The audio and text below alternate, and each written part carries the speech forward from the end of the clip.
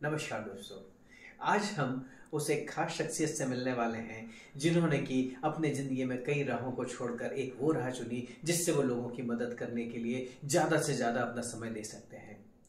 मैं उन शख्सियत की बात कर रहा हूँ जो कि एक एनएलपी प्रैक्टिशनर है और हाल ही में उन्होंने समाज के हर इंसान के लिए फ़ायदेमंद होने के लिए एक बुक लिखी है। मैं इंट्रोड्यूस करता हूँ यहाँ पर डॉक्टर विभा शर्मा को। Welcome ma'am. नमस्कार। नमस्कार। कैसे हैं आप? मैं एकदम बढ़िया हूँ सर। चलिए, बहुत दिनों से आपसे मुलाकात इच्छा थी जी। और आज वो मौका मिल ही गया, तो हमने सोचा क्यों ना अपने व्यूअर्स को भी आपसे इंट्रोड्यूस करवाया जाए, आपकी उपलब्धियों से उन्हें बताया जाए और आप उनकी किस तरीके से मदद कर सकती हैं उन्हें बताया जाए। तो मैडम, मैं आपसे जानना चाहूंगा कि अभी आपने एक बुक लिखी है जी। तो आपको वो बुक लिखने की ताकत कहाँ से मिली? आपको उस बुक लिखने का थॉट कहाँ से आया? ऐसा कुछ था कि मैं अपने आसपास के परिवेश में देख पा रही थी कि काफी सारे बच्चे बहुत सारे डिप्रेशन के शिकार हो रहे हैं। बहुत सारे बच्चे एंजाइटी के शिकार होते हैं। बेवजह का घर में किसी भी माहौल में खराबी आती है तो बच्चों पे उसका असर पड़ रहा था।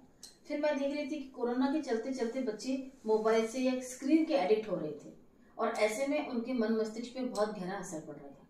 मेरे दिमाग में इस किताब को लिखने की प्रेरणा बहुत पहले से थी, लेकिन कुछ योग संयोग नहीं बन पा रहा था और मैं उसको मैं लिख नहीं पा रही थी। एक ही छोटी सी कोशिश मैंने अपनी तरफ से की है कि हम बच्चों को ही नहीं बल्कि समाज के हर वर्ग के लिए हेल्पफुल साबित हो सकें, जिसमें वो अपने सबकॉन्शियस माइंड को प्रोग्राम कर सकें।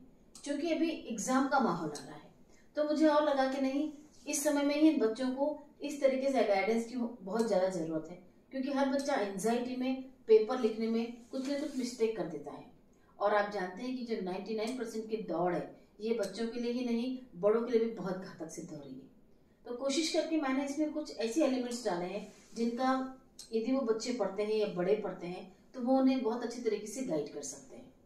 तो मैडम, ये बुक सिर्फ बच्चों के लिए लिखी गई है या बड़ों के लिए भी लिखी गई है? ये समाज के उस हर वर्ग के व्यक्ति के लिए है जो अपने आप में कुछ परिवर्तन लाना चाहता है, जो अपने सकारात्मक विचारों को और अच्छे से मतलब कहना चाहिए कि और महत्वपूर्ण साबित कर सकता है या मजबूत बना सकता है। क्योंकि देखिए क्या होता है, भगवान परीक्षा भी उन्हीं की लेता है जो देने की ताकत रखते हैं। हर किसी की तो परीक्षा भगवान भी नहीं लेता। तो मेरा मकसद सिर्फ ये था कि समाज के हर वर्ग का व्यक्ति लाभान्वित हो। इनकी जो इस बुक में मैंने कुछ एक्सरसाइज लिखी है और जो 4 एलिमेंट्स है बेसिकली उनका यूज करके। मैडम, अभी आपने बताया कि ये बुक्स जो है ये स्टूडेंट्स के लिए बहुत फायदेमंद है। सो मैं आपसे अगला सवाल ये पूछता हूँ कि ये स्टूडेंट को किस तरीके से फायदा पहुंचा सकती है?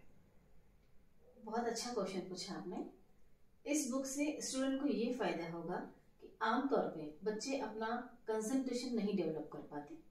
दूसरी चीज, उन्हें हर बात की बड़ी जल्दी होती है और इसी के चलते वो बहुत एंशियस होके कोई ना कोई काम शुरू कर देते हैं। निश्चित तौर पे किसी न किसी काम की शुरुआत कभी न कभी कहीं न कहीं से तो होना निश्चित रहती है, लेकिन फिर भी जब वो बहुत जल्दीबाजी में कोई काम करते हैं तो उनके काम बिगड़ जाते हैं। इस बुक को पढ़ने के बाद उनकी एकाग्रता में वृद्धि होगी, साथ ही उनका एक एटीट्यूड जो होगा वो पॉजिटिव एटीट्यूड की तरफ वो लोग अपने आप को गाइड कर सकेंगे या ले जा पाएंगे उसमें। और उसके साथ उनका जो अवचेतन मस्तिष्क है, खास करके सबकॉन्शियस माइंड, जो उनकी सारी बातों को मानेगा, उसको भी एक्टिवेट कर पाएंगे। तो अभी आपने बात करी है एकाग्रचित्ता की, यानी कि कंसंट्रेशन की, जी। और दूसरा आपने मोटिवेशन की बात करी है। जी। सो स्टूडेंट्स को ऐसा क्या करना चाहिए कि जिससे उनकी एकाग्रता, उनका कंसंट्रेशन, उनका फोकस बढ़ जाए और वो पॉजिटिव माइंडसेट के साथ में मोटिवेटेड होकर अपना काम करें? नो डाउट आजकल के बच्चे एक जगह पर हार्डली 5 मिनट भी नहीं बैठ पाते और मेरा मानना है कि यदि कोई भी व्यक्ति एक ही जगह पर सिर्फ और सिर्फ 5 मिनट बैठ जाए या वो जो काम कर रहा है उसको सिर्फ कुछ देर के लिए रोक दे तो वो मेडिटेशन करने के लायक बन जाता है। इस बुक में मैंने सिर्फ यही इनको बताया है कि वो मेडिटेशन किस तरीके से कर सकते हैं, साथ ही साथ अपने फ्यूचर को बहुत अच्छे से विजुलाइज करने के लिए मैंने इनमें कुछ विजुअलाइजेशन की भी टेक्निक डाली है।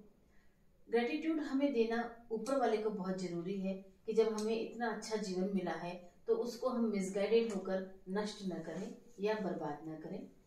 और सबसे बड़ी बात, जो एक कंसंट्रेशन होता है, आजकल की पीढ़ी को ये नहीं पता कि कुछ मॉर्निंग या नाइट रिचुअल यदि फॉलो करते हैं तो उससे उनका सबकॉन्शियस माइंड कितना जल्दी एक्टिवेट होता है। तो ये कोशिश मैंने करी कि वो इस चीज को पढ़ते भी हैं और उसमें से किसी भी एक चीज को फॉलो करना स्टार्ट कर देंगे तो उनके अपने जीवन में बहुत जबरदस्त परिवर्तन आने वाला है। तो मैं मैडम इसमें उम्मीद करता हूँ कि जब बच्चे इस प्रैक्टिस को लगातार यूज करेंगे, अपने जीवन में लेकर आएंगे, तो हो सकता है कि उनके जो मोबाइल एडिक्शन, जो आजकल लोग परेशान हो रहे हैं, टीवी के प्रति एडिक्शन है, वो सब भी धीरे धीरे कम हो जाएंगे और वो अपने उस काम को फोकस कर पाएंगे जहाँ पर कंसंट्रेट कर पाएंगे जो वो एक्चुअली चाहते हैं। तो क्या आप उन्हें अपने गोल्स के बारे में भी बताना चाहेंगी? नो डाउट गोल्स हर एक बच्चे को लिखना जरूरी है। आजकल शायद विश्वविद्यालय में या स्कूलों में भी गोल्स नहीं लिखवाए जाते। ऐसी कोई प्रैक्टिस हमारी शिक्षा नीति में है ही नहीं कि वो अपने एक व्यवहारिक ज्ञान के हिसाब से भी कोई सब्जेक्ट को पढ़े। यदि ये बुक भी वो पढ़ते हैं तो वो अपने गोल्स एटलीस्ट लिखना सीख जाएंगे। क्योंकि मेरा मानना है, कई बच्चे मुझे आके कहते हैं कि मैम हम लिखते तो बहुत कुछ है लेकिन हमारे काम पूरे नहीं होते। या कई लोग जब मैं उनसे पूछती हूँ कि तुमने अपना काम कुछ लिखा है तो वो या तो इनकार कर देते हैं या सिर झुका लेते हैं। जब मैं उनसे पूछती हूँ तुमने अपने गोल्स लिखे हैं तो वो या तो साफ मना कर देते हैं या कुछ जवाब ही नहीं दे पाते। उन्हें पता ही नहीं होता है कि गोल्स क्या होते हैं, शायद डायरेक्शन ही नहीं मिला है। इसीलिए मैं इसी आपके पॉडकास्ट के माध्यम से एक सब बच्चों को संदेश देना चाहूंगी, न केवल बच्चों को बल्कि जो लोग स्टार्टअप कर रहे हैं या जो लोग बिजनेस में आना चाहते हैं या जो लोग ऑलरेडी अपना बिजनेस या सर्विस में है, उन्हें एक काम जरूर से करना चाहिए, अपने गोल्स को अवश्य पेपर पर लिखना चाहिए। क्यों लिखना चाहिए? जब आप अपने हाथ से गोल्स को लिख लेते हैं और दूसरी चीज जब उनको अपने सामने रखते हैं तो वो आपको कंटिन्यूअस दिखते रहते हैं। तो जब आप गोल लिखते हैं तो फायदा होता है। जब आपने गोल लिखे नहीं तो आपको दिखे नहीं तो आपको याद रहे नहीं, जब याद नहीं रहे तो आपके पूरे होने का सवाल ही नहीं होता है। एक बहुत सिंपल सी चीज है, किसी भी चीज को आप लगातार देखते हैं तो आपके मन मस्तिष्क पे एक छाप छोड़ती है। यदि वो छाप ही नहीं बनेगी तो आपके गोल्स पूरे होने का रास्ता कहाँ से निकलेगा। एक ये बहुत छोटी सी बात है लेकिन बहुत महत्वपूर्ण बात है, बहुत गूढ़ रहस्यमय बात है। तो मैं सब बच्चों को भी यही समझाना चाहती हूँ, हर एक वर्ग के व्यक्ति को जो भी अपना काम, जिनका काम सफल नहीं हो रहा है, उनको अपने गोल सेटिंग बहुत अच्छे तरीके से गोल्स लिख कर शुरू करनी चाहिए, ताकि जब वो लिख लेंगे, सामने रखेंगे तो दिखेंगे तो अवश्य पूरे होंगे। तो मतलब आपने नटशेल में ये बताया है कि करत करत अभ्यास के जड़मति होत सुजान, रसली आवत जात है, सर पर होत निशान। यानी कि आप बता रहे हैं कि जब वो लगातार उसको देखते रहेंगे, पढ़ते रहेंगे, उसके ऊपर मनन करेंगे, कंसंट्रेशन करेंगे, तो उनके न्यूरल पाथवेज बन जाएंगे और उनको जीवन में सफलता मिल जाएगी। बहुत ही शानदार चीज आपने बताई मैडम। मैं आपसे एक आखिरी सवाल ये पूछना चाहूंगा कि इस वक्त आप बच्चों को और उनके पेरेंट्स को एक क्या संदेश देना चाहेंगे जिसको कि वो बहुत ध्यान रखकर अगले 1-2 महीने तक लगातार काम करते रहें? देखिए, बहुत सिंपल सी बात है, परीक्षा का समय जरूर है लेकिन भगवान परीक्षा उन्हीं की लेता है जो देने की ताकत रखते हैं। बहुत शानदार। और दूसरा, जैसा मैं अपनी एक मेरी माता जी हमें बहुत अच्छी बात बोलती है इनफैक्ट, कि सबल कंधों का सहारा मिलता है तो एक बौना भी आकाश छूता है।